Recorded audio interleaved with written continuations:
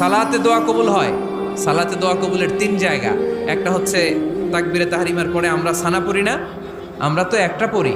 আল্লাহর হাবিব সুন্নাহ এবং নফল নামাজে আরো পড়তেন সানা, ওই দোয়া কবুল হয়। দুই নম্বর জায়গা সালাতে সেজদায় পড়ে দোয়া করলে কবুল হয়। আকরাবু মা ইয়াকুনুল আবদু মির রাব্বিহি ওয়া হুয়া সাজিদ ফাকসিরু ফীহি দুআ। বান্দা যখন সেজদায় লুটিয়ে পড়ে, বান্দা আল্লাহর সবচেয়ে কাছে চলে যায়। তা কিন্তু বিশ্বনবী বলে, সেজদাটা তোমার রবের কুদরতি পায়ের উপরে পড়েছে। সেজদায় পড়ে দোয়া করেন। সালাম ফিরানোর আগে বিশ্বনবী দোয়া করতেন, লা ইউসাল্লিমান্না আহাদুকুম হাত্তা ইয়াতাআওয়াযা মিন আরবা'a।